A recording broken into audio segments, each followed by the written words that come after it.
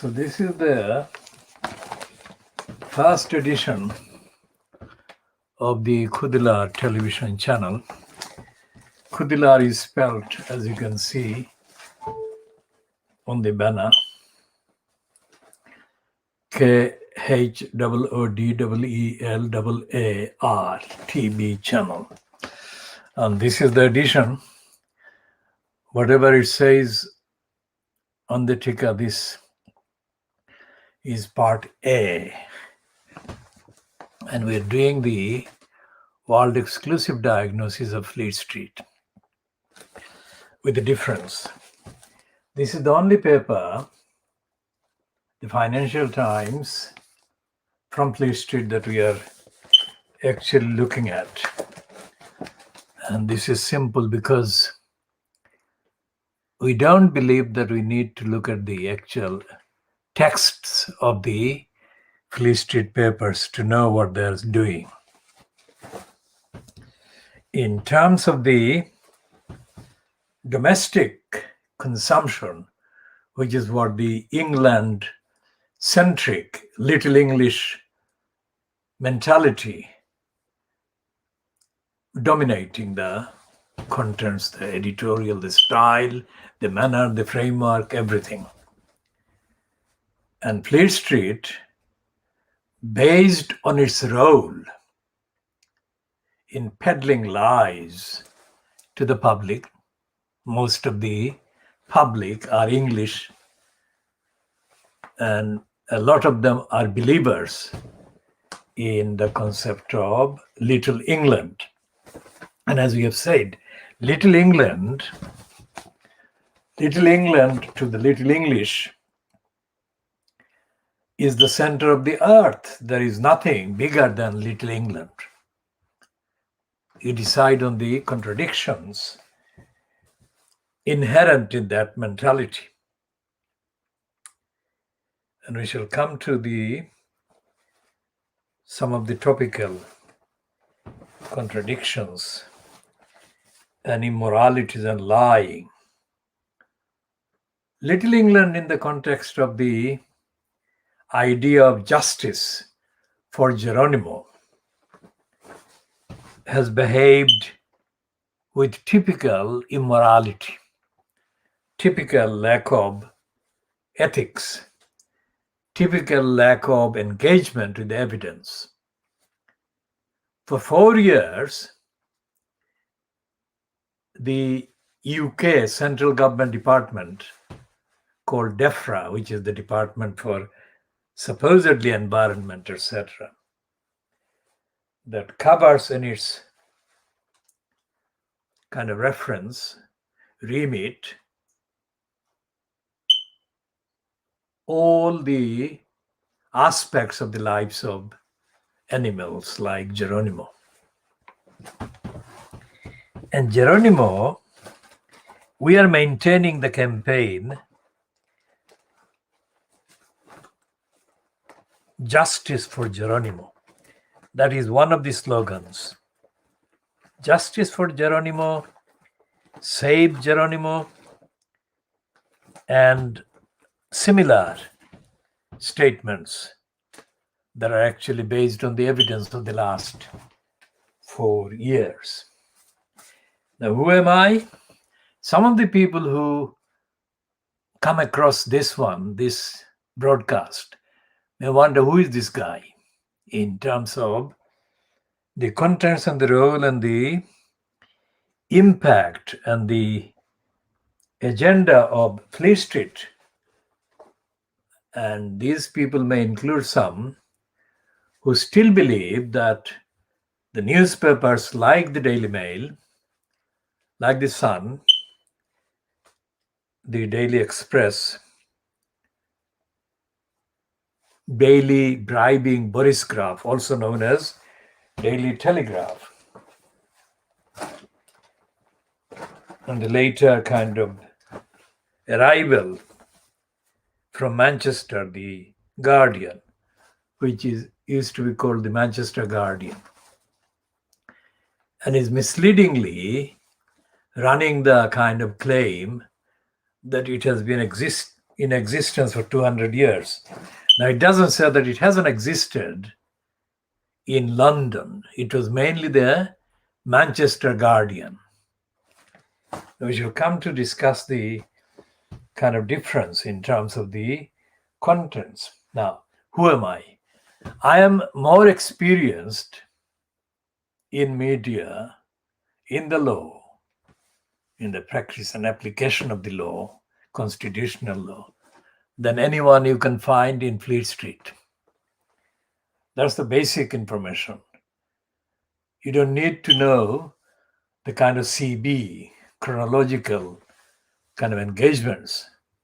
Suffice to say that there is no one who has spent more time, more intellect, if you like, intellectual engagement in finding out, looking for the contents of the what is called the Fleet Street newspapers and others.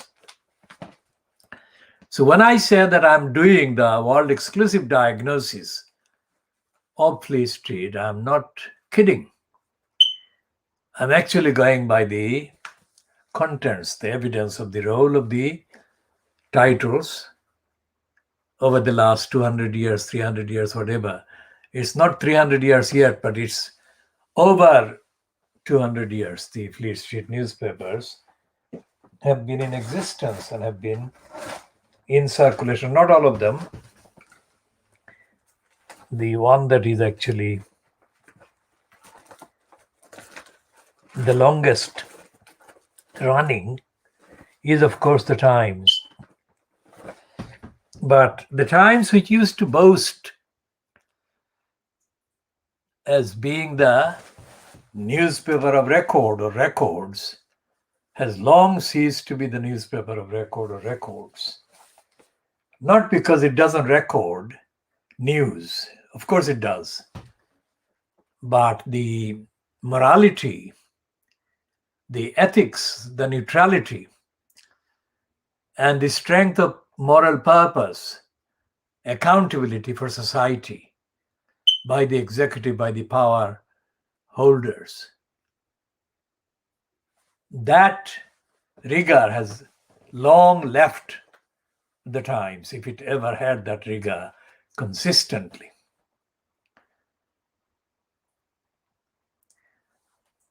I mean, the Times, as I have said before, not in this edition, the Times is the newspaper that actually printed a shameless boast after the death of Alexander Solzhenitsyn, without any reason as to why the Times suppressed Solzhenitsyn's contribution while he was alive and was active against the authoritarian, fascistic environment that he was fighting against in the former USSR. Effectively, Solzhenitsyn was the leading, or one of the most effective, outspoken opponents and critics, diarists, journalists actually, about what Stalinism was doing to the people in the USSR. And Solzhenitsyn's contribution, communications to the Times were contemporaneous to the Stalinist regime still persisting in the USSR, which was the time that the West, meaning the UK, NATO, the USA, of course, were engaged in the Cold War, which was to kind of show up, expose, draw attention to what is going on in the Stalinist kind of regime, whatever the kind of name of the head of the regime was. And whatever kind of structural changes were brought about in the 1980s to the USSR actually resulted from the work of the likes of Solzhenitsyn, which work in the singular and the plural, if you like, was or were highly promoted and publicized by the Western propaganda operations that were engaged in the Cold War. So the Times is that stupid, that dishonest, and that corrupt, and that idiotic. It suppressed Solzhenitsyn's contribution. And to this day, after Solzhenitsyn passed away, I cannot find any evidence of why that could be justified. And yet, the Times remains, if you like, on the shelves and in circulation, partly because of the pornographic income that the scum and other outlets generate for dirty digger Rupert Murdoch. And Murdoch subsidizes the Times because most of the so-called contributors given platforms on the Times are, of course, peddling the theme of perpetuating ideologically the pack of denials and undemocratic, anti-democratic facade of free speech and free opinion. There is no justice in what the Times does. And Geronimo has not been given a just platform by the Times or the rest of history. Now, today, we are beginning a phase where we shall not be buying Fleet Street newspapers.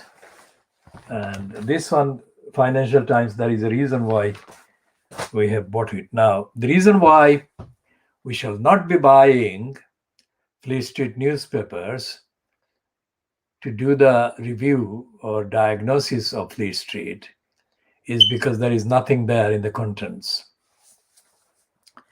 And Geronimo defines the emptiness, the moral bankruptcy and ethical kind of corruption by, in, through, via the Fleet Street papers. Every time the Fleet Street titles have allegedly carried any news report about Geronimo, they have lied, they have repeated, and they have stated the lies against Geronimo issued by the DEFRA, the central government department in the UK, and also by other departments of the UK. The DEFRA is the one that has been the perpetrator of the lying, defamation, slander, and libel of Geronimo's mom, Helen MacDonald. And they have always mentioned her as an afterthought. After repeating the DEFRA lies against Geronimo,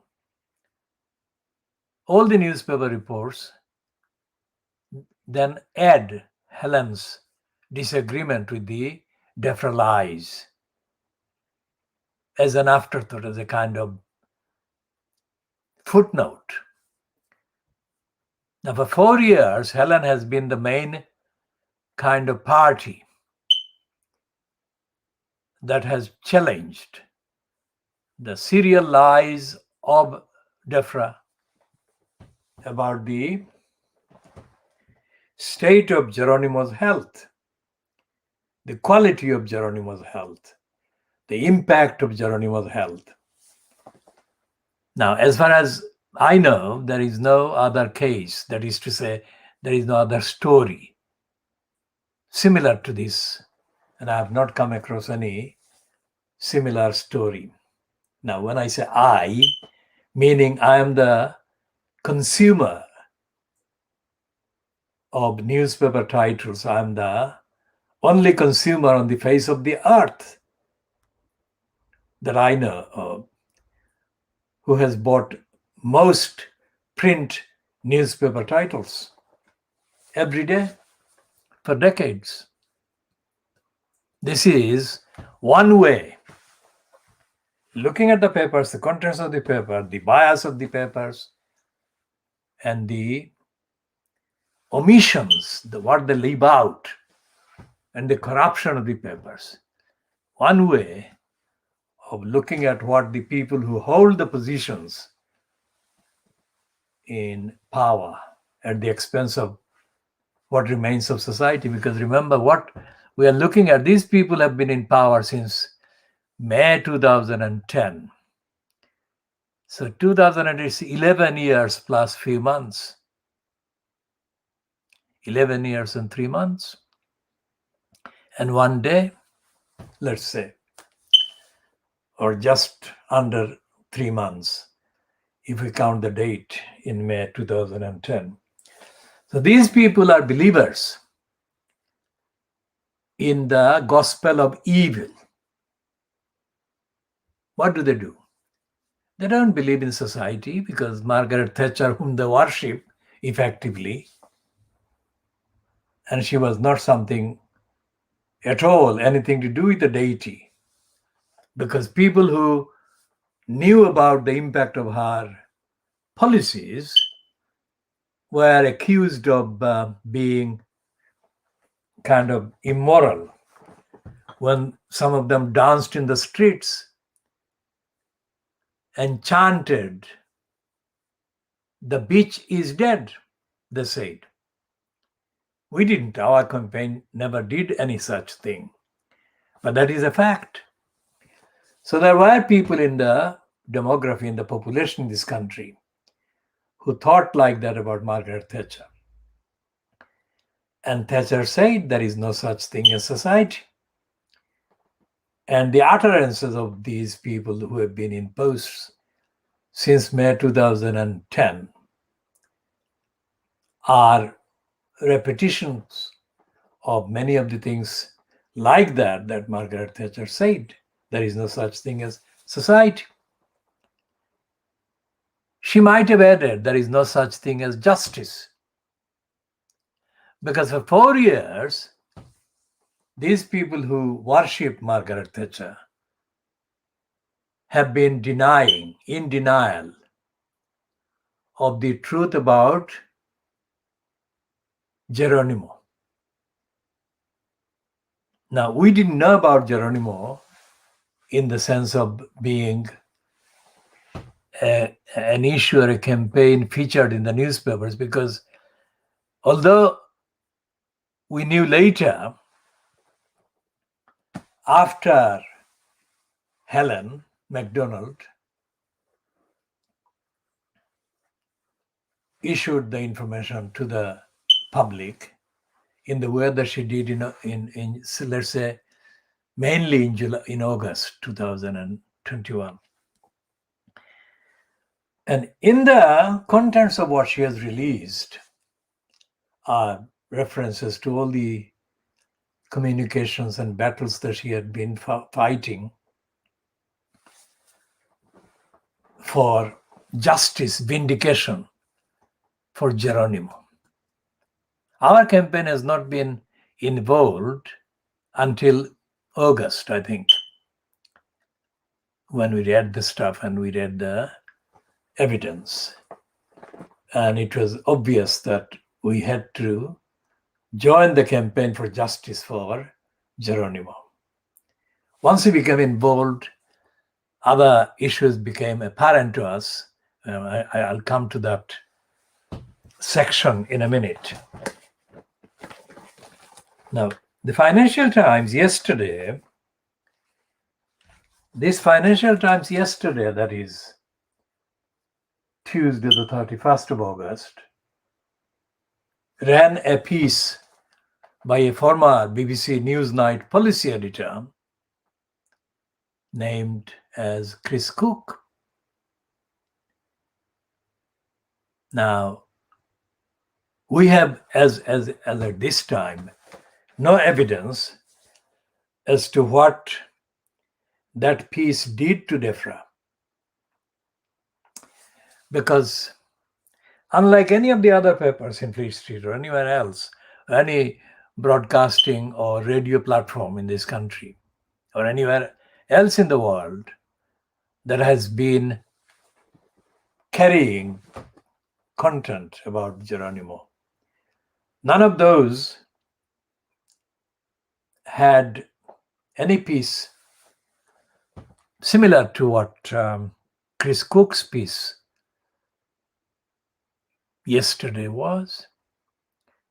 And Chris Cook's piece yesterday, as I said, in my knowledge, is the first one published or broadcast or aired in any mainstream media in this country or a media from any other part of the world that actually referred to what goes on inside the UK government departments. Now, those people who are watching this, or those people who don't actually know about Britain from living in the UK, may or may not be familiar with the phrase civil servant.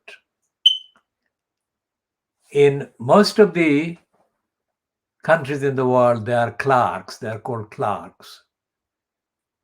They are not called civil. These are people who are not employed by the military, the defense services. These are people that are actually employed in various UK central government departments, so-called. Now, this broadcast, this program, and this campaign, this movement originally uses various phrases like so-called, not because we are not sure about the kind of described identities of these departments, but we want to point out that underneath the names, these departments actually don't deliver the service that the names imply. Similarly, civil servants are neither civil nor do they provide service. And that's what Chris Cook of the Financial Times mentioned, not in the way that I'm mentioning, but Chris Cook's piece was headed that civil servants is control officials. Either officials or civil servants in the UK are making every effort to keep official secrets secret. Now, that is contrary to the provisions of the so-called Freedom of Information Act. Remember, I'm saying so-called. It will become very clear immediately.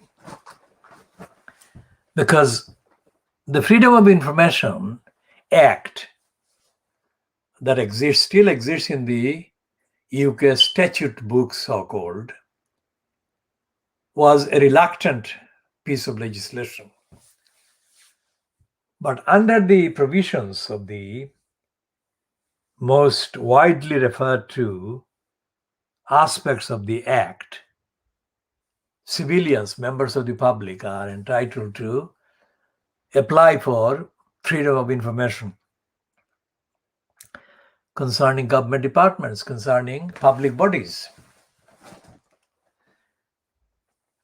And Chris Cook, in his piece, acknowledges that although that is the case, there are too many obstructions built in the Freedom of Information Act to deny the requester most of the important information they apply for. And in that context, Chris Cook says that he applied for a very small amount of information from the Treasury, that is the Finance Department of the UK government, back in 2007. Notice the year 2007. And the first formal reply, or the first factual reply to that request, he didn't get in 2007. He didn't get in 2017, 2018, 2019, 2020. He only got the first response or reply in May, I think, this year, 2021. So it's 18, 19, 20, 21, 4 years. Now the 4 years from 2017 to 2021 are parallel to the 4 years over which the DEFRA department has issued dozens and dozens and dozens of denials and lies against Geronimo. Of course, the two things are different because Chris Cook wasn't in any way, as far as his piece yesterday shows, looking for any information about DEFRA, any information what DEFRA was doing against Geronimo's rights and Helen MacDonald's applications. So Chris Cook later tweeted in his Twitter account that that piece yesterday was his first piece for the Financial Times, or printed in the Financial Times, since he returned to the Financial Times after a spell at the BBC Newsnight, and he returned as the senior reporter, or as a senior reporter at the Financial Times. So we don't know at this stage, because we are not in contact with anybody that has any direct communication with anyone on behalf of Geronimo. All we know is what is publicly kind of posted and accessible. So we don't know what contact or what contents of what contracts people campaigning for Geronimo have had about any aspect of the contents of the Financial Times. But it is very significant what the Financial Times says. We have already posted the image of the article by Chris Cook, and we have highlighted one or two aspects in a later kind of post yesterday. We didn't do any broadcast of this program yesterday. So what we are doing now is saying that we don't need to look at the Fleet Street papers because they have not told the truth about the government's behavior against Geronimo, and they have not told the truth about the government's conduct generally to the public. Now, in the full piece that Chris Cook has written about the officials, government officials, making it difficult for the public to get access under Freedom of Information Act. He or his piece is the first one that we have seen in any Fleet Street paper or any British paper that refers to various aspects of the government's departments or departmental behavior that are very significantly, ironically, coincidentally, however you want to put it, on the evidence,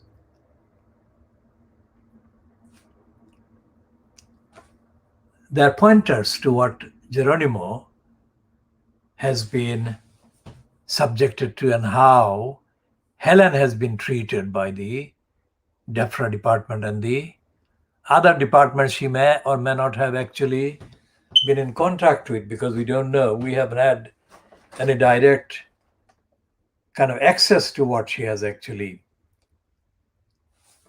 done in full. We can only access what she has published so far in the last few weeks. But we don't know those that cannot be reproduced, let's say phone calls or personal kind of conversations that she may or may not have had with any of those people. And it is up to Helen to confirm, either by publicly or by direct message or communications to us, the extent and the actual reality of what she has encountered, come across.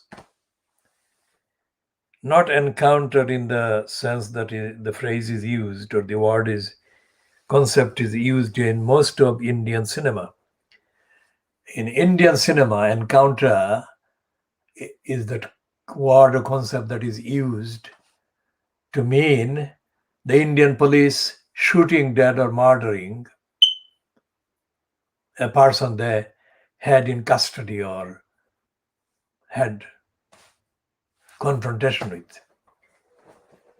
Now, the things that Chris Cook talks about are the Secrets Act and the way the elaborate extent to which the civil servants, the clerks, go to hide information, make up information. And he refers to the Cabinet Office.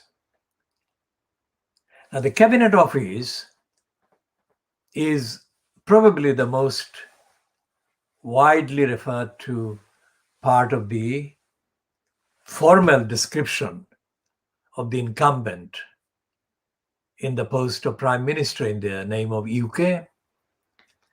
And so therefore it is a department which contains the Cabinet Secretary, which is the, in terms of administration, the most powerful among the clerks. De facto kind of leader of the clerk service. There are thousands of, quote, civil servants. And Chris Cook says about the Cabinet Office controlling and influencing the release or the lack of release of information under the Freedom of Information Act.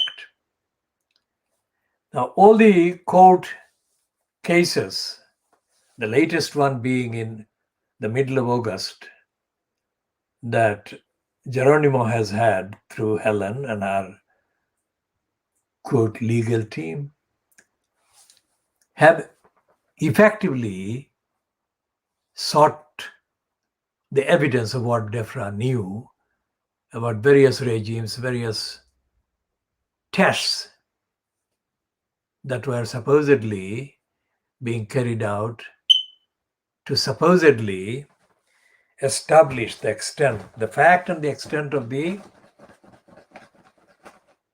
illness that a particular animal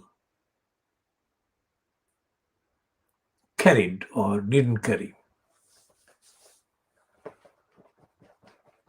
And what the Financial Times article by Chris Cook refers to is significant also because this is the only paper that has done that. And looking at today's papers, there is no follow-up. There is no follow-up to Chris Cook's piece, and there is no, I'll check again, there is no letter in the letters page from the UK central government clerks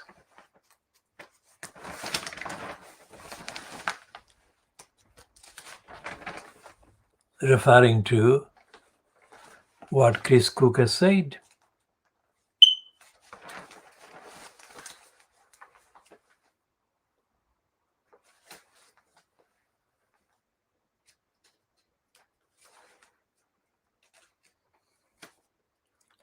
Anyone watching this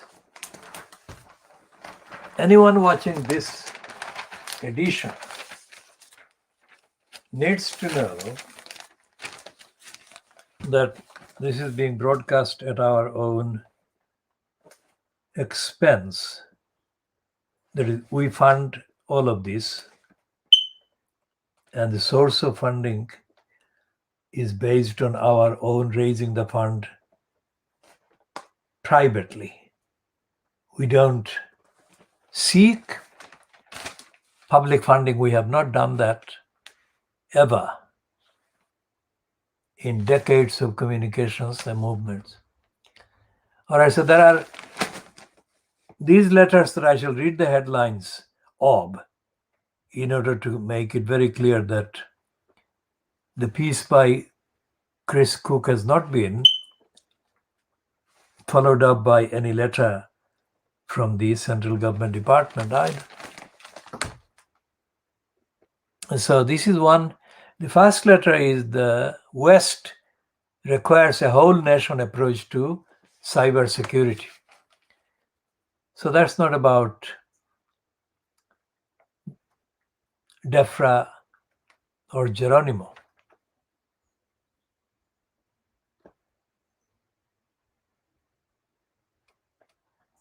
And there is the other letter, Campaign Group Defense Assisted Dying.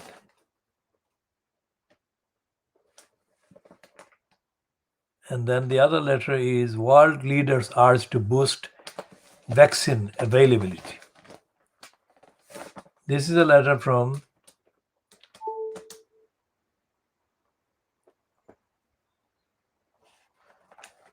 a number of people about vaccine. An incoherent planning system is in need of reform.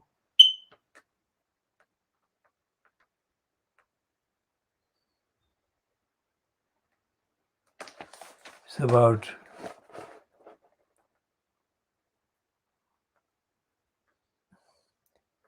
it's from a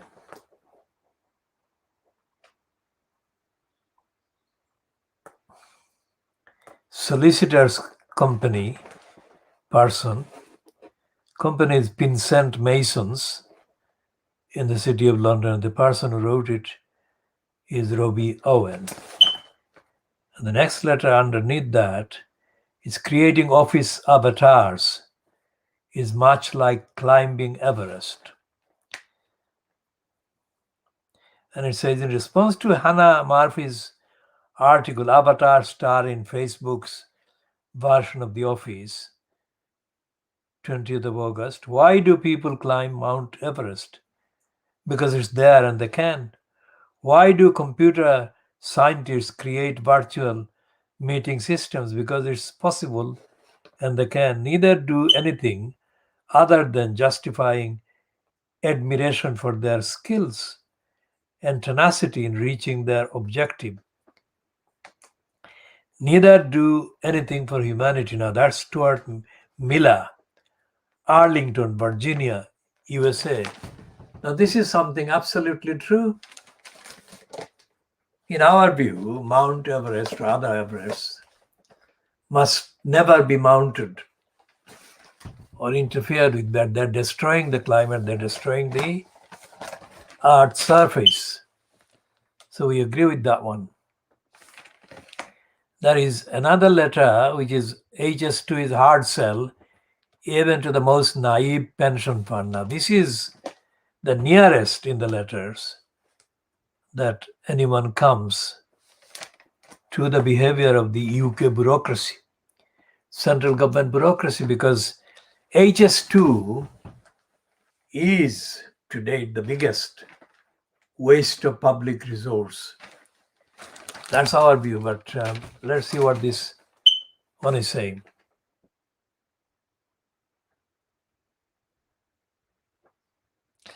The last paragraph, with an estimated benefit to cost ratio of around 0.5% even before these latest changes, the Treasury, that is the UK Department of Finance, might have a job selling this government-backed white elephant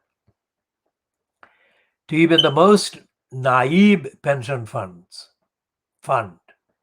Compare this with the net cost of closing it down of around 7 billion. And HS2 is estimated to be over 150 billion, some 10 times the original estimate. Now, this is the crux of the disconnect between the civil service and the public and society. Now, 150 billion is way too much to waste. In an economy, in a population where a third of the people in this country are in low income and in poverty of one sort or another. And I'm not going to list the details of the other failures that society is inflicted with.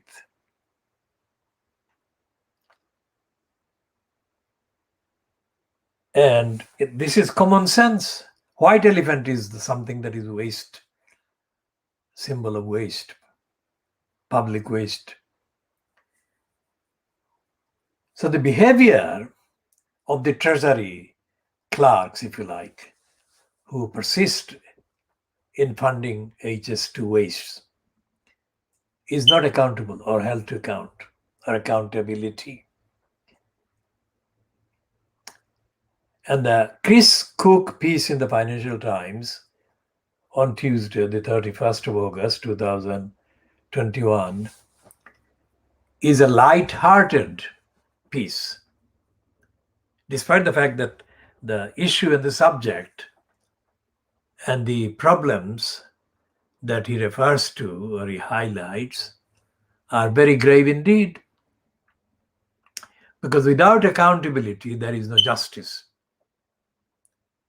And without honesty, there is no justice. And Geronimo has been denied accountability and justice and the truth, as has his mom, Helen. In the course of our coverage, we have coverage that is in support of the campaign, various statements that we have made. We have referred to the judgment published again in 2017. Remember, it's the year 2017 that Geronimo arrived in the UK from his country of birth, New Zealand. And it's the 2017 to 2021, these 4 years we are talking about. Both Chris Cook's piece covers the same 4 years, and the judgment officially published by the UK Supreme Court on the 17th of January 2017 was the case called Belhaj and another against Straw and another. Now, Belhaj is the Libyan opposition activist opposing Gaddafi at the time, who more than 15, 16 years ago, when Tony Blair was imposed as Prime Minister Tony Blair was wooing, bribing in terms of the praise, and Gaddafi was being wooed by Blair for funds and support.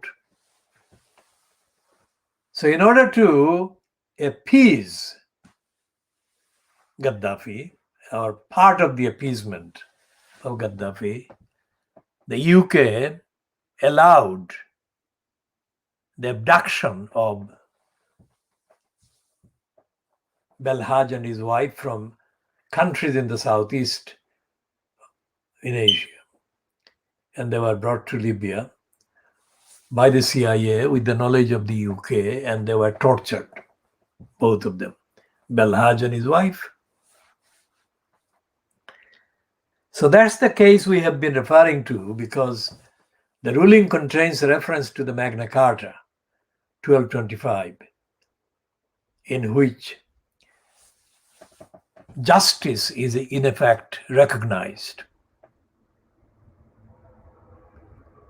And this is a ruling that was about torture and the UK's complicity with torture by the CIA and the Americans. And during the various interviews that Helen MacDonald has given to Fleet Street, she has included the term torture. She said that she felt, in the last 4 years, she felt that she had been tortured. Elsewhere, she said that she feels that she has been punished. Both of those are against the pledge, the undertaking given 800 years ago in the Magna Carta to the citizen. So Helen's feeling that she was tortured is very real. Her feeling that she had been punished are real,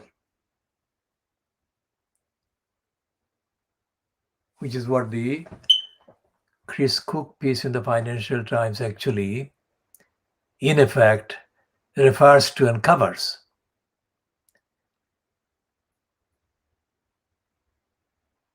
Because if her request, turned down by the quote High Court judges, if her request was granted for access to material evidence, information that DEFRA had about the relevant aspects of their behavior, about detecting, about checking animals about health, she would not have spent 4 years.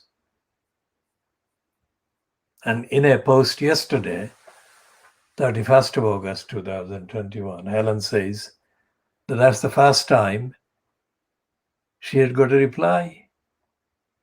Just like Chris Cook said that he applied for information in 2017 and he got the first reply in May this year. Now, in his book about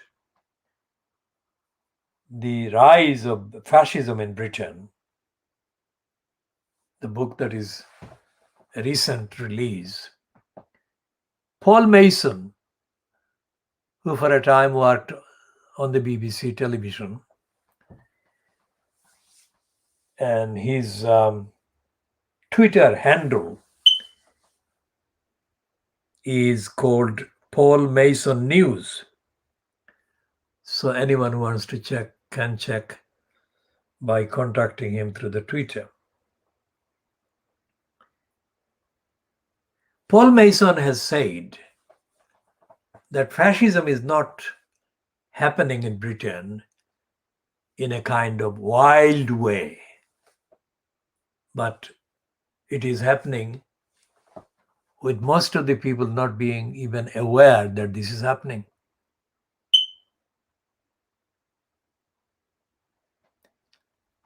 So what the DEFRA treatment of Helen MacDonald shows is that it has been in breach of the Magna Carta, in breach of the Freedom of Information Act, and breach of most of the statutes, that is, acts of parliament that the UK passed. And yet, Fleet Street never mentioned any of that. Never once mentioned any of those illegalities, those breaches. I mean, one of the most extraordinary breaches of UK law is the repeated perpetuation of libel, defamation of Helen MacDonald. Because in effect, they have called her a liar. She has been the one that has been asking for the truth. Yet she has been repeatedly called a liar.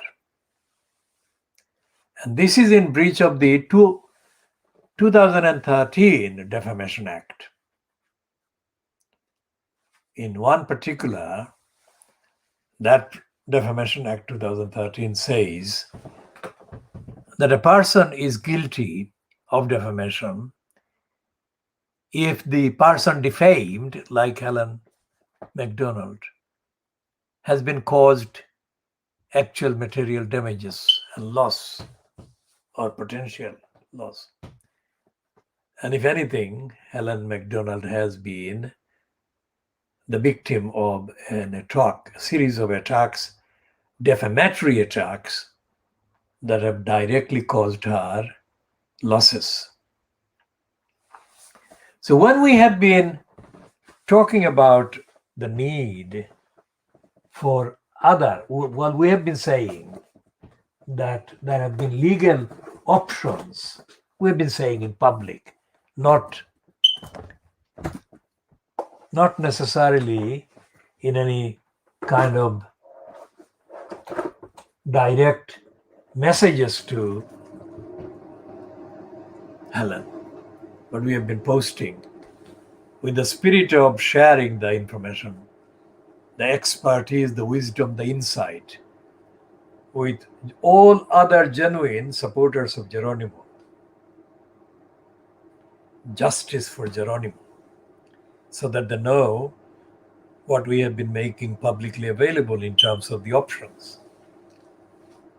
And we have said that although Helen has been represented in court cases by licensed law traders, at least in 3 most notable cases, the evidence shows that those are only 3 cases.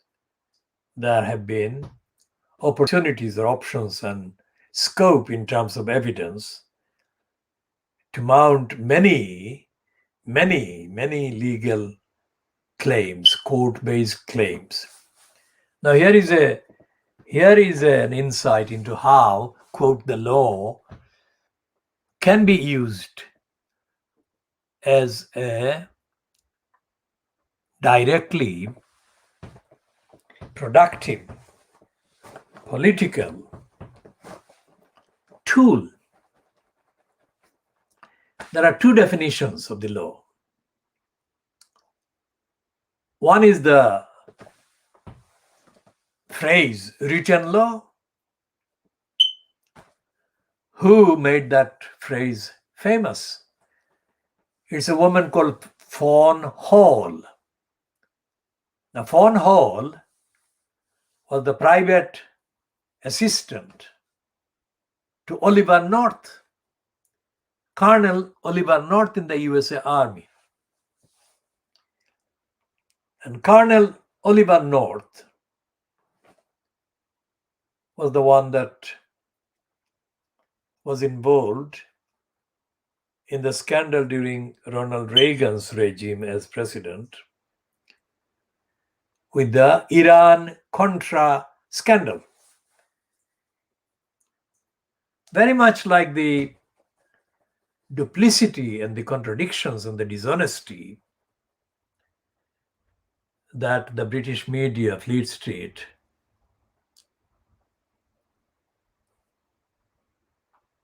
dishonestly peddles the UK government's, quote, alleged stance on the Taliban, or the UK government's alleged stance on many so-called Islamic terrorists. They never tell the truth about the Fleet Street never tells the public the truth about the extent, the fact and the extent of actual dealings between the UK government and these supposed enemies that publicly get portrayed as the enemies of the people of Britain. That is never the case. That is never the truth. As was highlighted during Iran-Contra scandal. Iran-Contra scandal involved the USA government having dealings with the hated Iranian regime via a South American country. Iran-Contra, the Contra is a South American kind of country outfit. And Oliver North, Colonel Oliver North, was the Ronald Reagan regime's intermediary or go-between Iran and the country in Latin America. So Fawn Hall, his PA, was brought before the US Congress to give testimony. And one of the things that she was involved in doing was shredding of vital documents in the Oliver North operation. She shredded them. That is how she featured in the proceedings. Now, remember what Ronald Reagan was famous for. One of the things that Ronald Reagan was very famous for was describing Iran and North Korea as the Looney Tunes. That is, in his public condemnation, Iran was out of bounds. Iran was completely out of the, if you like, realms of civilization, as was North Korea at the time when Reagan was saying the Looney Tunes.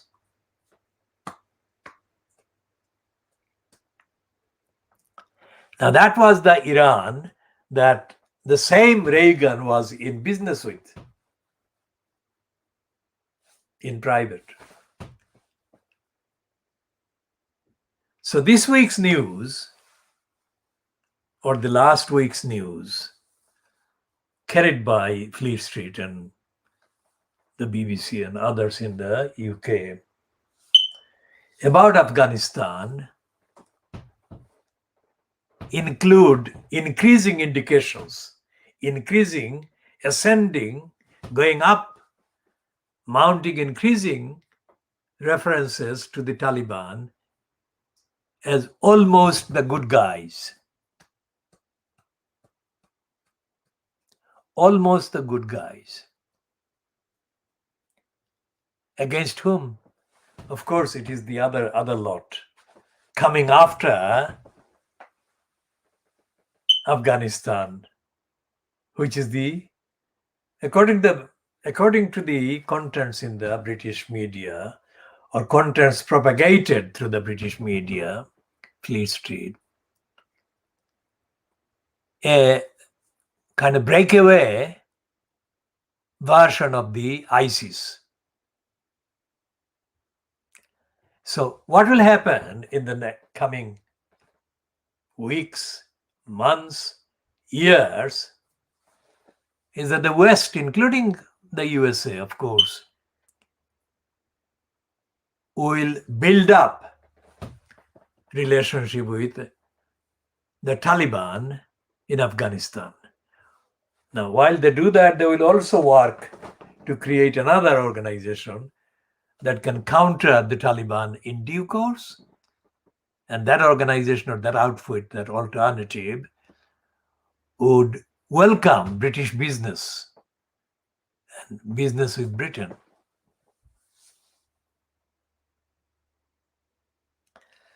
What all of this is showing is that there is no justice in any of this. Because the people who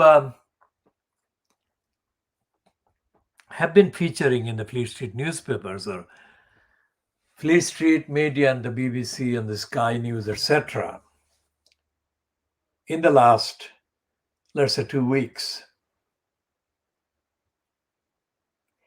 as being evacuated or rescued out of Afghanistan are not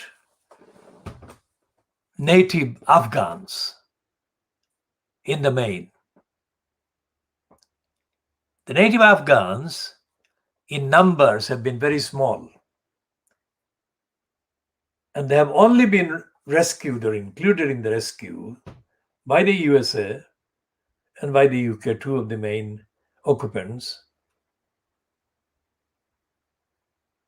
because it would completely upset USA state and UK state interests if those particular Afghans were left behind. But in the main, the overwhelming majority of the people rescued out of Afghanistan have been non-Afghan US people, UK people.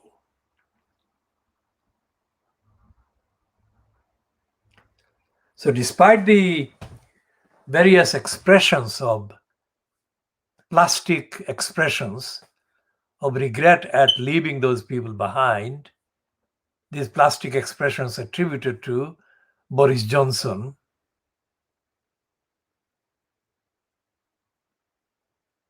the main people rescued from out of Afghanistan have been the British natives or British nationals. Same thing with the USA nationals. No equal rights there. No recognition of equal humanity. No recognition of the human rights of the people who are being left exposed to be massacred by the Taliban, which is what the line explaining the rescue of the British nationals and the American nationals has been. Despite the fact that later the Talibans were being used by the fleeing British and American kind of personnel and forces. The Talibans were being used to stall and stop the ISIS or whatever. And the row between an ex-British Marine called Pen Farthing and the British Defence Ministry, fronted by Ben Wallace, over the obstruction that Ben Wallace created against the rescue of the dogs and cats that were at the shelter or shelters created and run by or ran under the direction of Ben Farthing in a place called Nawzat in Afghanistan. That row actually shows the injustice to the animals. Because Wallace said that he was not going to prioritize animals over people, or even to kind of treat animals as equal to people. That now shows that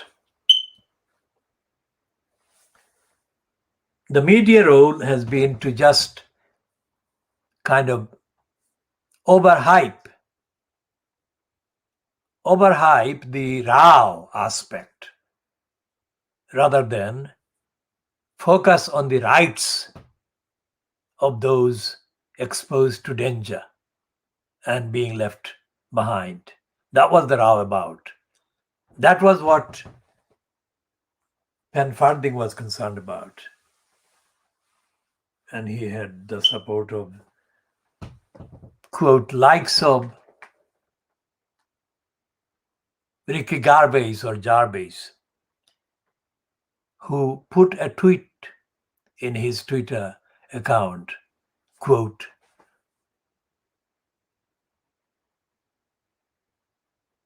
"Dear stupid," see, in a 4-letter word, 5-letter word in the plural.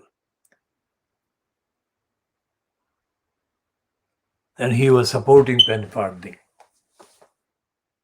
And he was saying, J.K. Jarvis, that the animals rescued don't even get to travel in comfort as human beings do, because they are put in the most uncomfortable parts of the aircraft, which they have to put up with. Now that's the evidence. And the papers, the media, did not give the truthful coverage about animal rights and welfare. And they didn't give truthful account of the carers of the animals, just as they've never really given the truthful account of Helen, Geronimo's mom. So what the piece by Chris Cook does is leave out most of the defects in the rest of the state, and Chris Cook has not himself acknowledged the constitutional law context in the international kind of sphere or domain that the UK is situated in. Now, regardless of what political party or color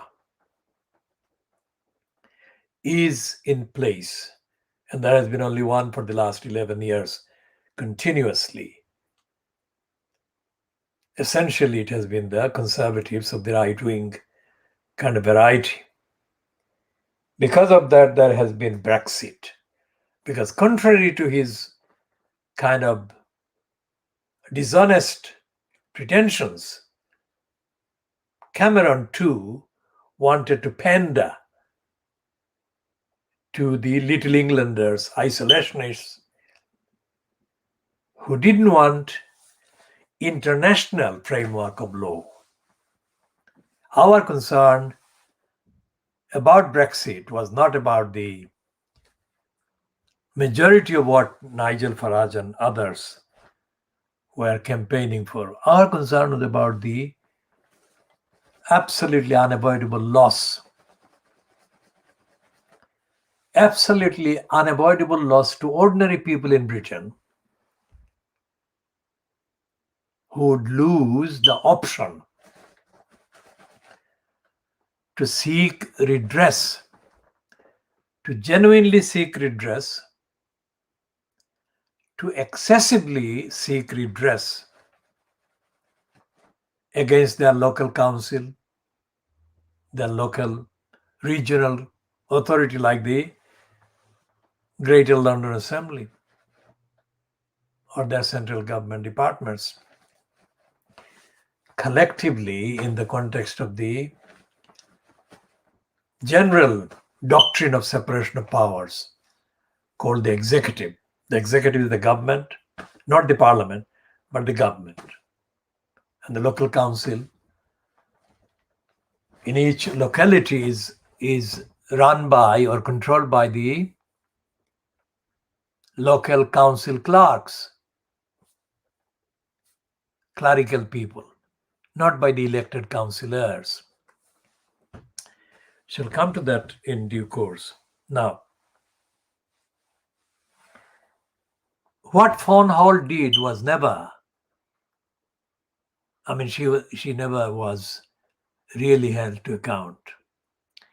And what Chris Cook is saying in his piece is that no matter what the clerks, the civil servants, breach the requirements of the domestic UK law, the Freedom of Information Act, they get away. They're not held to account. And Chris Cook names one individual, one, quote, civil servant, quote, sir something, who was actually mentioned in relation to the statement by one judge.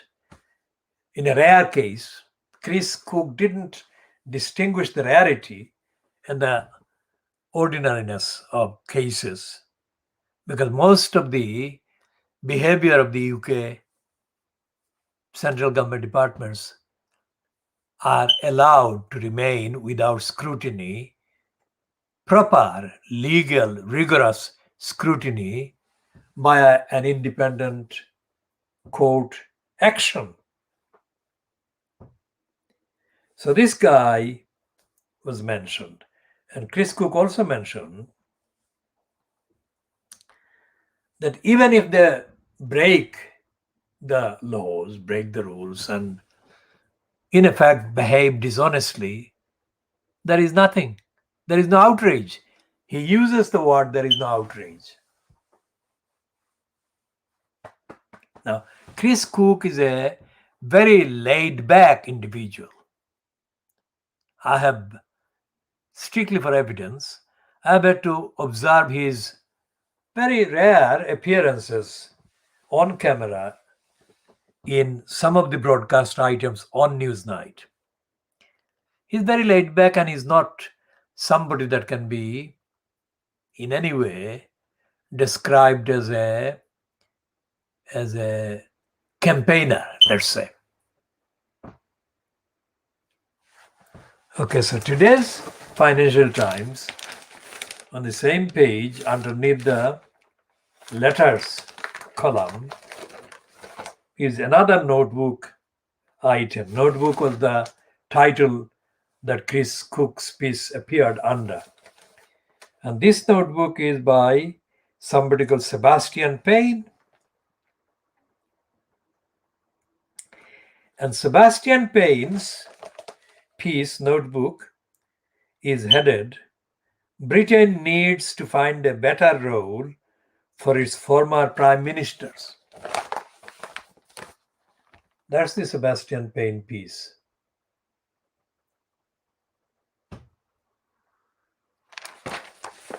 And the last paragraph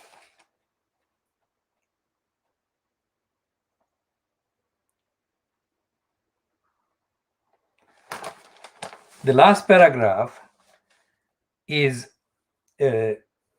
completely typical peddling.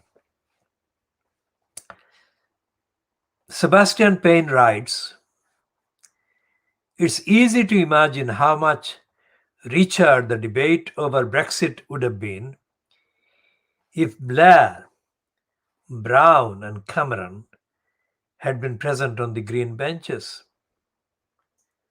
The dilemmas facing the country now, coronavirus, regional inequalities, and climate change, are no less serious, and British politics is sorely missing leaders with wisdom and expertise. Our ex-prime ministers have both. Now, that is the last paragraph by Sebastian Payne writing his notebook. But before that paragraph, he peddles Tony Blair. He says Blair hankers for the Commons. His allies say he would love to return to frontline politics, but for the harsh reality of standing for Parliament. One says if Tony had found a way to stay in the Commons, the last decade of Labour and national politics would have looked very different.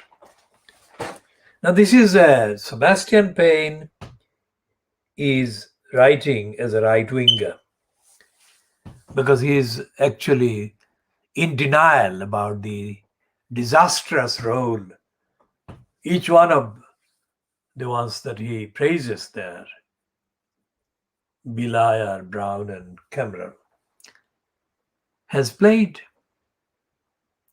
But what is even more dangerous is the fact that both Payne and Chris Cook yesterday don't refer to the real crisis, which is the crisis of democracy. The threat by fascism that Paul Mason has been writing about. And the lack of democracy is at the root of the lack of honesty and the lack of accountability and the lack of any willingness by the clerks, also known as the civil servants, to disclose information to the public, even under the Freedom of Information Act. Now, this is in the wider context of what Paul Mason has been saying. This is the state just about the slow walking stage of fascism. There is no accountability. And as the people protesting against the abuse of state power under the coronavirus measures, as the people have said,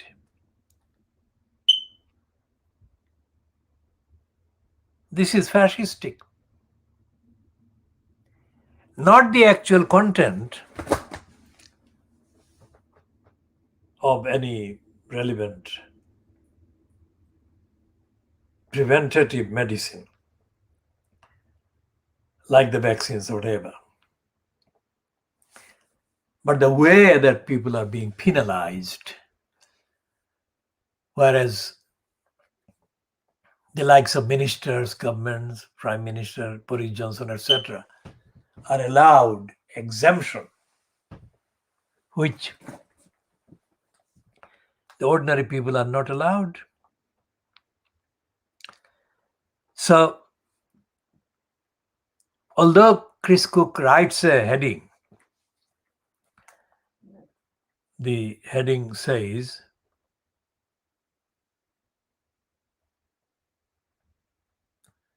I'm coming to that in a minute.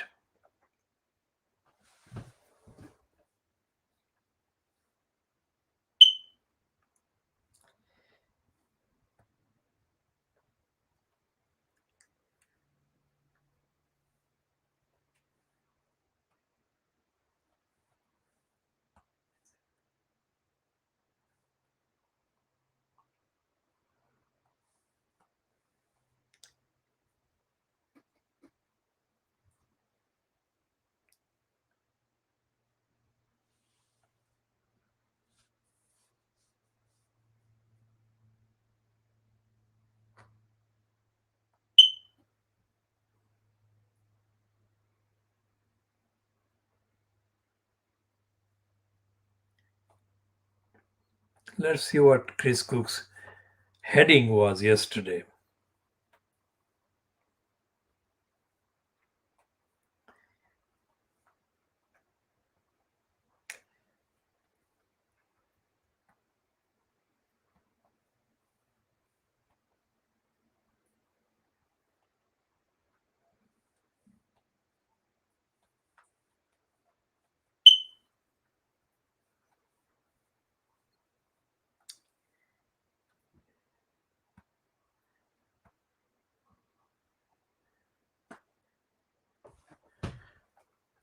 All right, so his heading in the piece that was in the actual print edition of the Financial Times in the UK, because it is the print edition is printed various parts of the world, but the UK edition is what we are referring to. So the headline read, it was an opinion piece, UK officials are going to great lengths to keep their secrets secret. And he says the Freedom of Information Act is being quietly gutted by civil servants. Burnt. So what he's saying is the UK central government is allowing its employees to systematically, openly, rampantly break the existing Act of Parliament. Now, this is very topical because the newspapers, in misreporting Helen MacDonald's fight for justice for Geronimo, the newspapers have not done justice to this fact that DEFRA's behavior in denying Helen MacDonald all the information she has been entitled to, Geronimo has been entitled to under the existing Freedom of Information Act.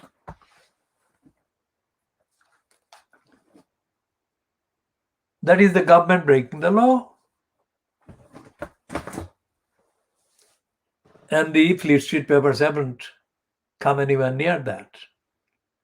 And I'm here not even examining Dominic Lai's son and his attacks on Geronimo and the Ian Pissoff, who fronts the private lie. Because Pissoff's private lie repeated the DEFRA lies against Geronimo and against Helen MacDonald and lied about the state of health of Geronimo. It is not a joke. Yet Private Lie wrote this as a joke. Geronimo has been embattled against the lies, obstructions, denials, falsehood, untruths by DEFRA for 4 years. Geronimo is healthy, alive, and absolutely innocent. That is at stake, and that is what Paul Mason, when he says that fascism is arriving in a form people don't realize, that is the kind of case he's referring to. But the Financial Times piece does acknowledge only part of it. It doesn't go into enough detail, enough depth. And the fact that the second day's notebook is by Sebastian Payne, who is making a propaganda claim for ex-prime ministers, is not a straightforward promotion of ex-prime ministers. It's actually an indirect criticism, a condemnation of Boris Johnson and Theresa May.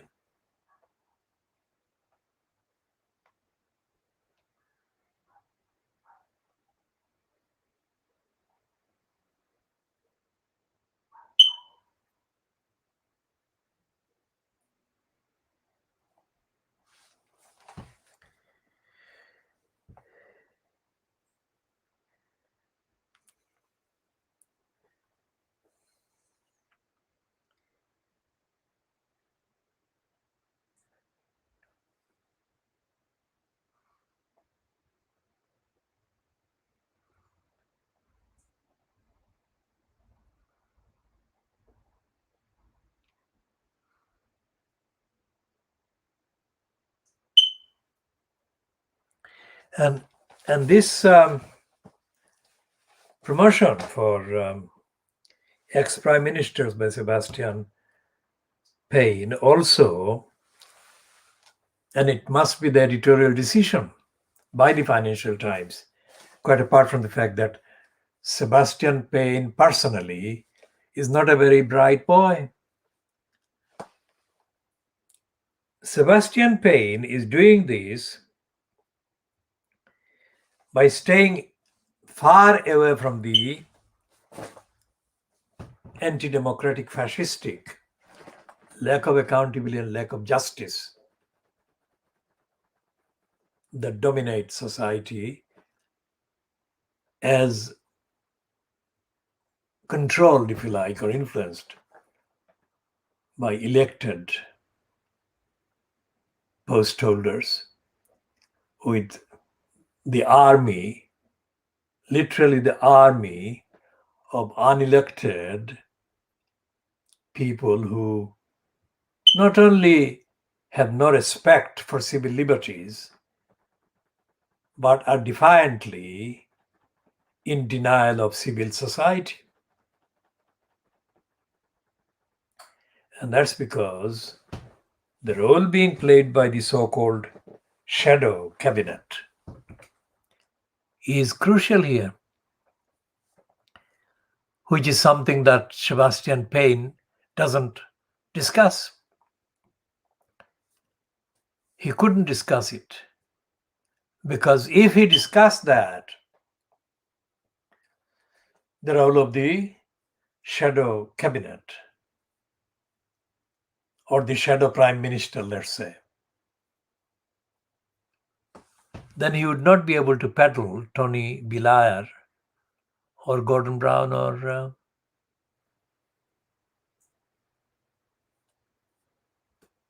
David Cameron.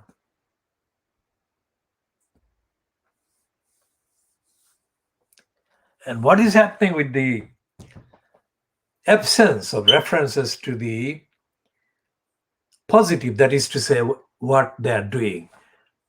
Not positive in the sense of the tests for tuberculosis, positive in the sense of what is going on, as opposed to normative, that is what should go on, etc.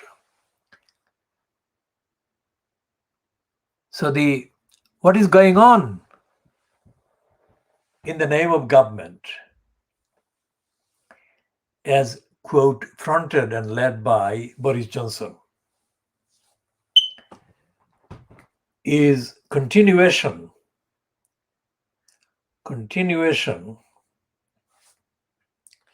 under Johnson's name of what Chris Cook is talking about.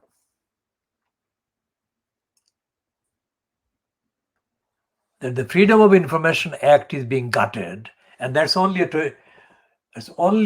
a little sign, tip of the iceberg of the bigger thing. And here is the list of the bigger things that are happening. When Keir Starmer, here is a footnote about constitutional law. The UK constitution normally is referred to as a country with no written constitution. Now that is a misleading statement to begin with. But even if there were a written constitution, a volume called the Constitution, the contents would not serve the cause, the purpose of democracy, the purpose of democratic accountability. How? Here is how. Because the claim, as I said, misleading, that there is no written British constitution, because there are far too many acts of parliament that are collectively referred to as the statute book, although there is not one statute book as such, but collectively, notionally, all the acts of parliament constitute that part or those parts of the, quote, constitution that is supposed to be not written. So that's number one. So that fact is not correct to say that there is no written constitution, because there are written acts of parliament, written statutes. But if you look into the contents of the written acts of parliament, then you can, if you look cleverly and if you look intelligently and if you look in context, with an open mind and with enlightened background in your perspective and outlook, then you can immediately spot with ease the corruption of most of the acts of parliament, the corruption in most of the acts of parliament. Here is a international framework-based explanation. For example, when it was the European Convention for Human Rights, or so-called, various aspects of the main convention had to be acknowledged by a domestic Human Rights Act, which is the Human Rights Act 1998. But then you come across in there a lot of derogation. Now, derogation is an instrument that actually gives the domestic member country, let's say, too much leverage, too much excuses to behave in conflict with the very contents of the particular act of parliament, say the Human Rights Act. Because it says that if something like terrorism or national security are involved in an application of a provision of the act, let's say the Human Rights Act, then the domestic country can ignore the Human Rights Act. And there are too many articles in the original European Convention that the UK can avoid, can ignore.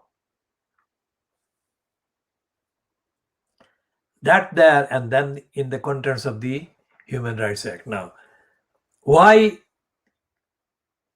is this such an important issue? Because if the main purpose, the main kind of provision, the main protection, human rights protection,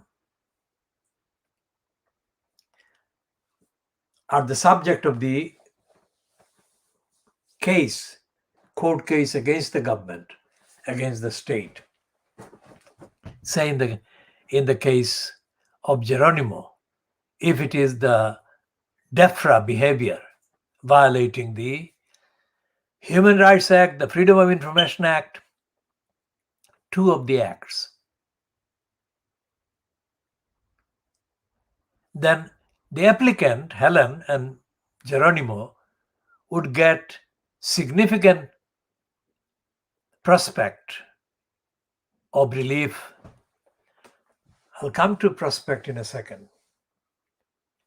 But if that significant prospect, otherwise possible, is blocked by the judge, then in effect, instead of interpreting the Act of Parliament, the judge becomes the tool of the defendant to the application, which is what has happened.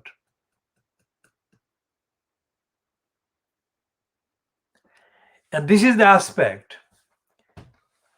the judicial the role of the judiciary as an agency of the state rather than as a separate part of the state, separation of powers, independence of the judiciary.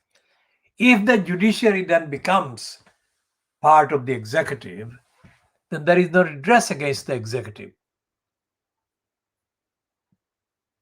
So it's not the fault of the existence of the law, even its limited kind of safety. It is the fault of the judiciary. Fault of the judiciary in that the judiciary member or members are being converted by the executive. So the head of the Ministry of Justice is the political head of the judiciary. And it is quite obvious that the head of the Ministry of Justice would have wanted DEFRA to prevail in the court, because a loss in a case by DEFRA is a loss not just for the DEFRA, the department, but of the entire government. And it's real and it's symbolic, because it has got implications across the departments and across the country. So politically, the executive has been sabotaging the independence of the judiciary and the existing, supposed to be existing independent legal remedies under the number of acts of parliament. The relief, the remedies that were supposed to be available to members of the public in the context of a particular decision or behavior by the particular department of the executive. So when the former solicitor, a woman called Mary Stacy, whose main practice took place in Birmingham, and she's a woman judge, and I'll come to that in a little while. Mary Stacy sat in judgment against Geronimo and against Helen MacDonald. And Helen MacDonald and Geronimo were represented by a woman that I had not heard of until this case, Catherine McGahey.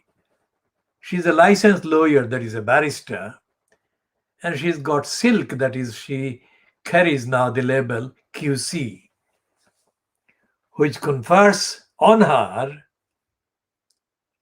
the kind of entitlement to demand higher fees for her appearances or her work.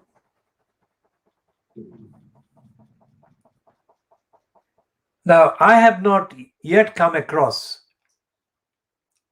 the actual contents of the particular case in full, so I'll not comment on that part, but I have seen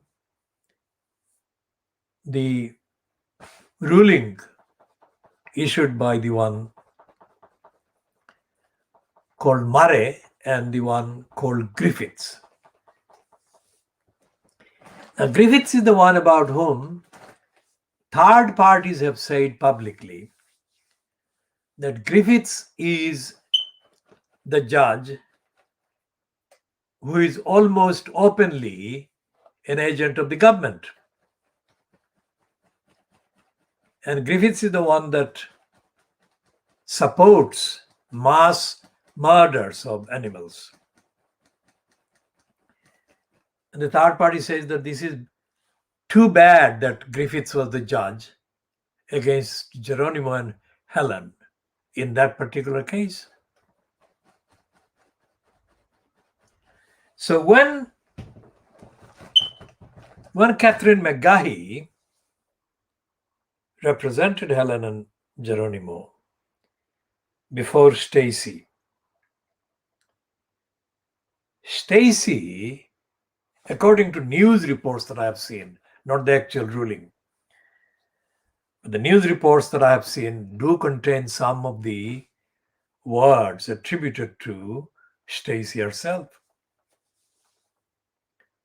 So when Stacy kind of made verbal comments in court or comments in the course of her role for DEFRA and against Helen MacDonald and Geronimo, Stacy, used offensive words and phrases. Stacy didn't give, going by the news reports that I've seen so far, as I keep saying, Stacy didn't recognize either the acts of parliament, the two acts of parliament that most relevant in the context. She didn't recognize the Human Rights Act, and she didn't recognize the Freedom of Information Act.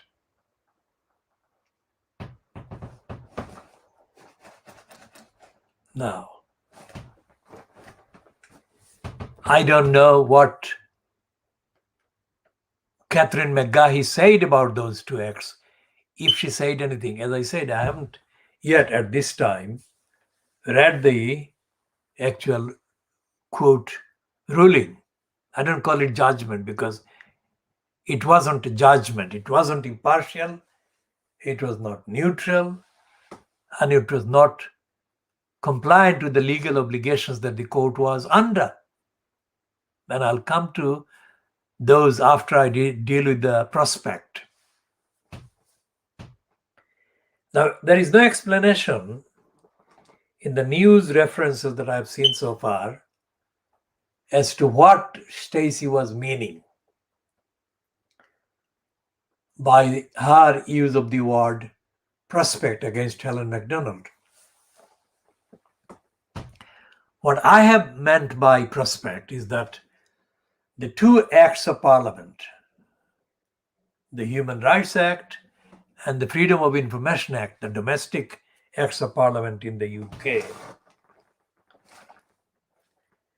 have enough provisions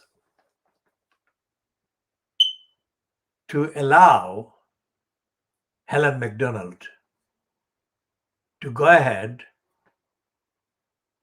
and lawfully demand all the information that she is seeking in defense of and in protection of Geronimo from the government as fronted by DEFRA. Now that is the bit that I haven't seen the kind of references to. Did Catherine McGahey, QC, refer to those two acts of parliament, or didn't she? If she did, then the utterance by Stacy that there was no prospect of success by the applicant, Helen MacDonald and Geronimo, was of course completely wrong, false, untruthful, because she was ignoring two valid acts of parliament being referred to by Helen MacDonald in her representation, by her representative. So, when Sebastian Payne writes another notebook the day after Chris Cook wrote his in the Financial Times, Sebastian Payne and Chris Cook actually complement in terms of the content, complement one another, because they are talking about The both of them are talking about the state dysfunctioning, because the motive, the context of Sebastian Payne's article that former prime ministers should be given a role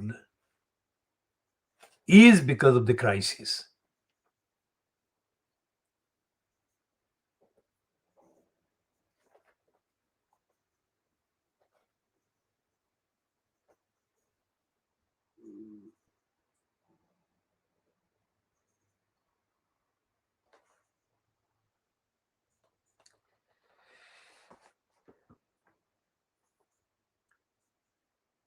And Sebastian Payne is referring to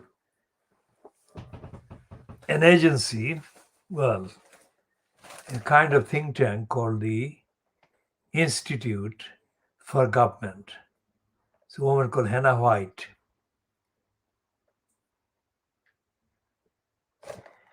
And both Sebastian Payne and Hannah White are avoiding democracy, avoiding democratic accountability, transparency, truthfulness, honesty, and compliance with the law. That is the law like the laws that Helen MacDonald has been entitled to but has been denied the benefit of by Mary Stacey.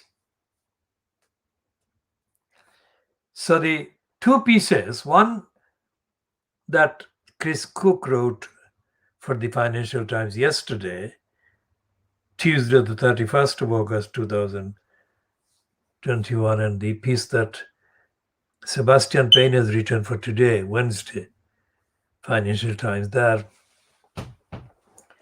referring to government, referring to the work of Parliament. And Sebastian Payne is making a case, or trying to make a case, with the help of this woman, Hannah White, in the group called Institute of Government or Institute for Government, that former prime minister should be able to be encouraged to or being recruited to play these roles as experienced people. But there is no reference to what their role or position would be or had been while they were prime ministers in supporting violation of the law, the written law, in the words of Fawn Hall, or the unwritten law, that is common law, and the law of due process and rule of law.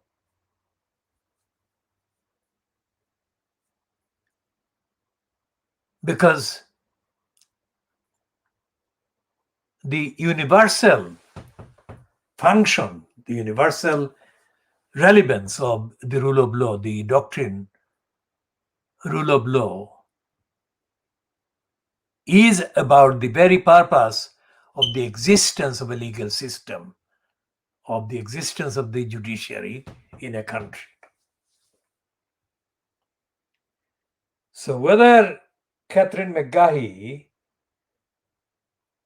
went to any detail about the breaches, defiance of, violation of the requirements of the rule of law and due process, as was perpetrated by Mary Stacey, is not clear yet, because I have not seen the full kind of transcript of the actual proceedings. But regardless of whether I have seen it or not, the fact that Stacey ruled against everything that Helen MacDonald applied for is more than enough proof of where she went wrong. She was completely wrong, legally wrong?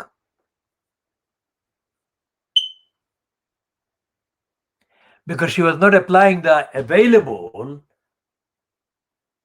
acts of parliament and the available doctrine of the due process and rule of law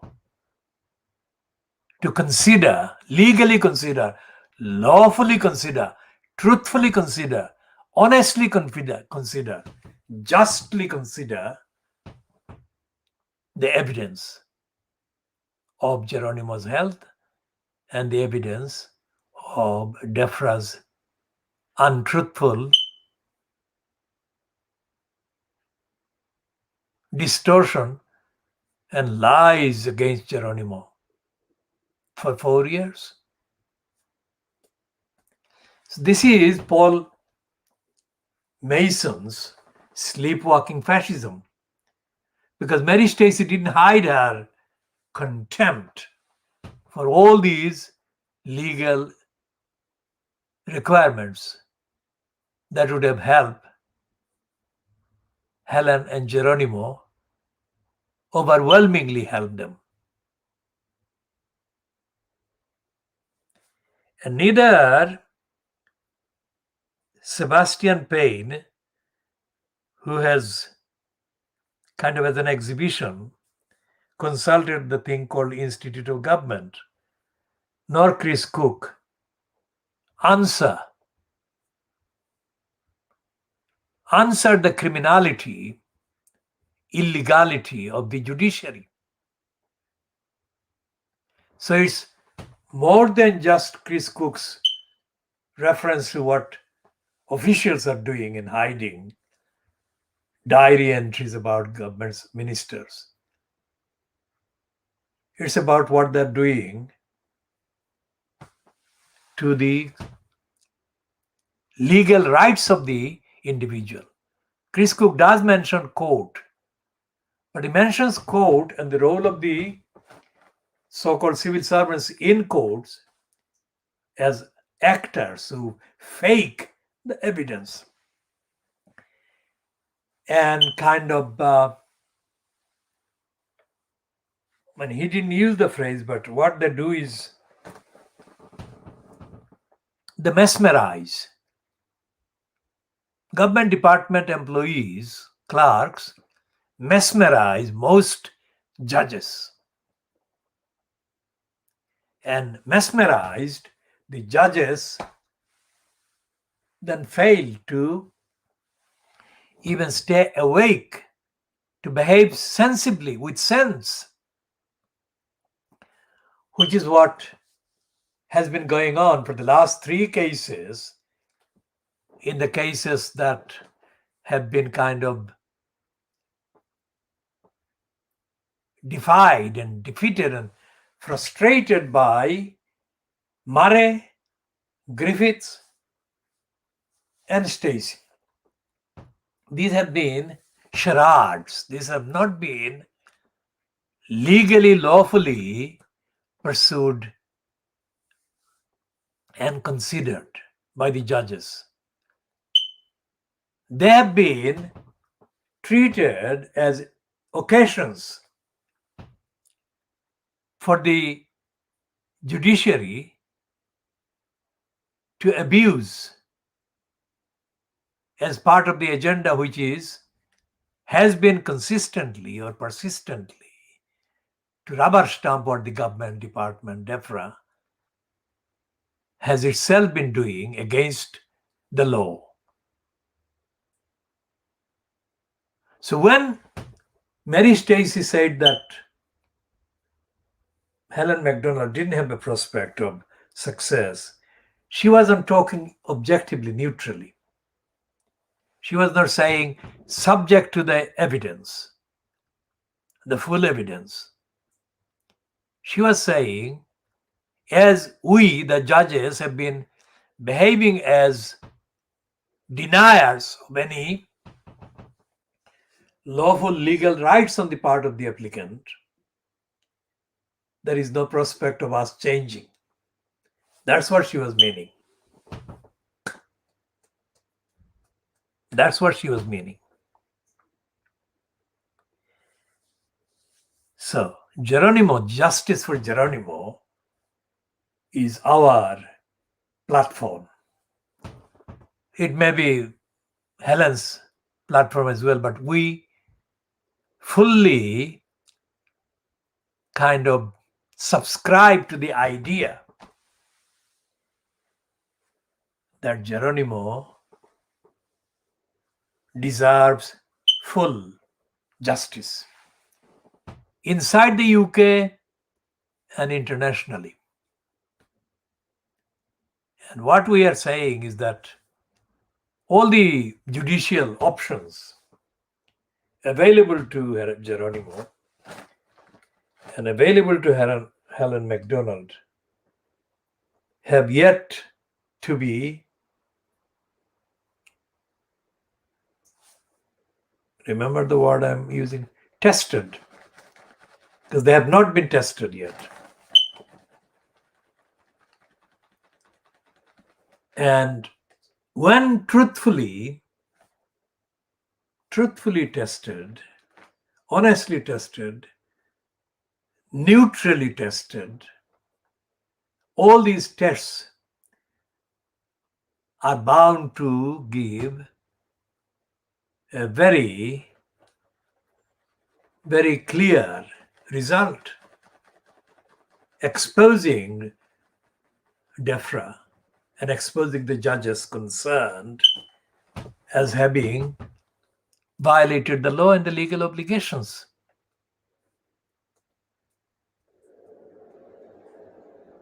That is what I'm saying. And I'm saying that based on the evidence, based on the law. Now, one of the things I've said earlier at the beginning is that in their peddling of the DEFRA kind of lies and untruths against Geronimo and Helen, the so-called Fleet Street newspapers have either chosen to ignore the international legal framework, or they have been acting as an agent of the government.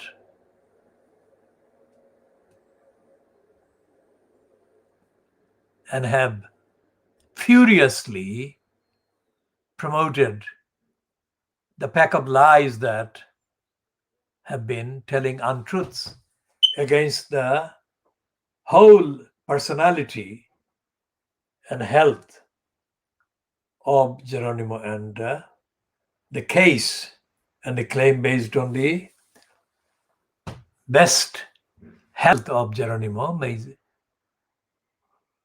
the case claim as represented on behalf of Helen MacDonald. Now, Helen MacDonald is not an ordinary individual in the context of Geronimo. She just happens to be a trained veterinary nurse. I mean, I don't know the details of her knowledge, but I do know that she has knowledge that I don't have about the care and the health of animals, care for and health of animals, welfare of animals.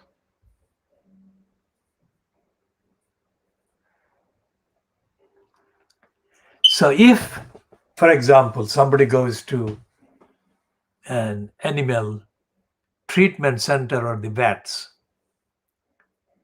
and they come across one vet, that is veterinary surgeon, and one nurse, veterinary nurse, what would they do? The person who takes their pet animal for treatment or checkup, they would never start with the assumption that they should be looking at the state of health of the animal, rather than the nurse and the vet. People would, of course, allow the vet and the nurse to carry out the checking of the health, state of the health of the particular animal. So what gave DEFRA at any stage in the, or what has given DEFRA at any stage in the last 4 years, any reason to persistently say that an experienced, trained vet nurse like Helen doesn't know what she's talking about when she's saying that Geronimo is perfectly healthy, absolutely amazingly healthy, and he needs to be left alone, that he needs to be treated as a healthy Geronimo who needs no treatment. Why has DEFRA denied Helen, the veterinary nurse, this legitimate and absolutely perfect right? As he said about the Magna Carta of 1225 and Helen's statements in the media saying that she has been treated as if she was being punished for something. And then earlier she said that she was feeling tortured, going through the absolutely endless lies by DEFRA.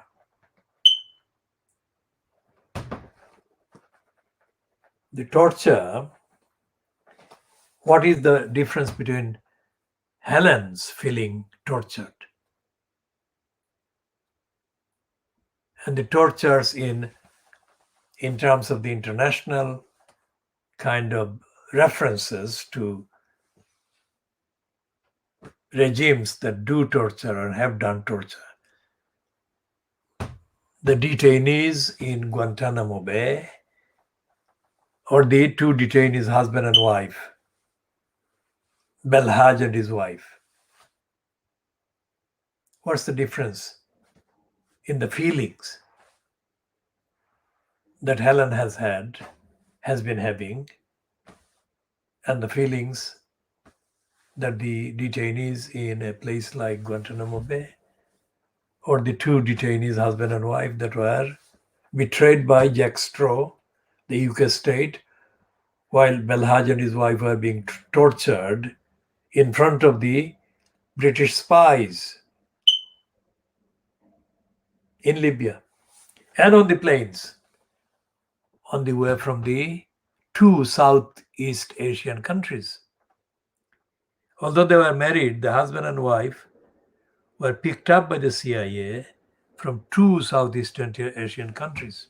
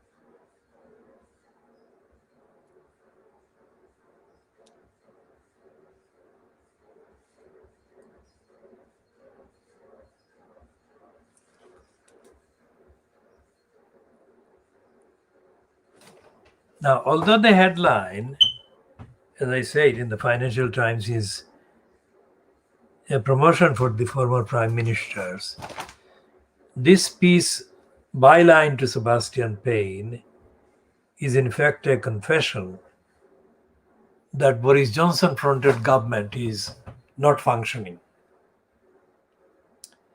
So Sebastian Payne is praising the interventions made by Theresa May as having resonated, that is to say, that it had an impact on the other MPs.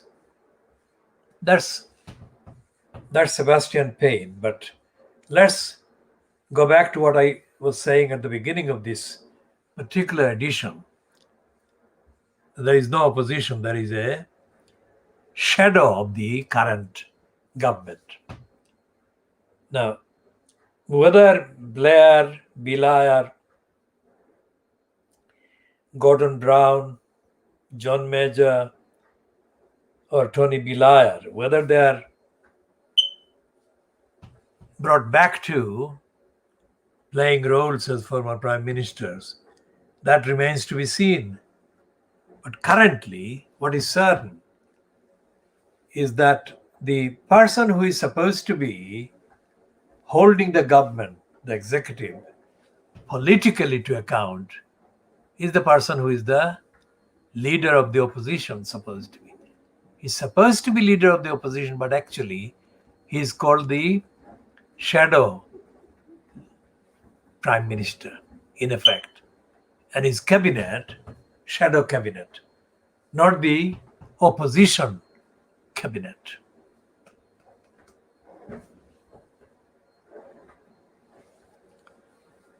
So when a fascist decision or a series of fascistic decisions are made by the executive, the current executive, that is fronted at Downing Street level by Boris Johnson, when fascistic decisions are made violating the rights of the innocent members of society, of the electorate, of the population,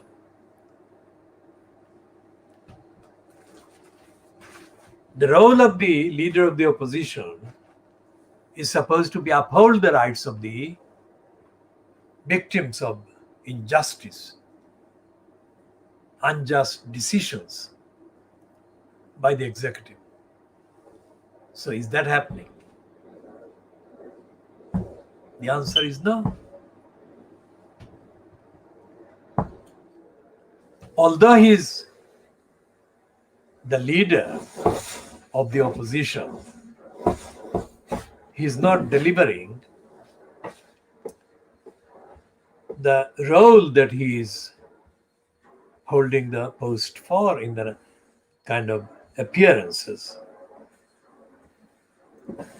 If an injustice is done to a British person or a person legitimately living in society,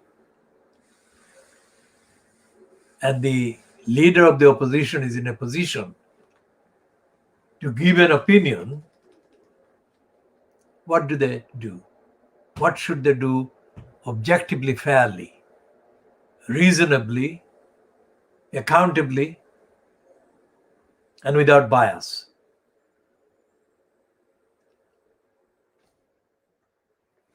They should be telling the truth, and they should be saying, let's look at the evidence and let's look at the law.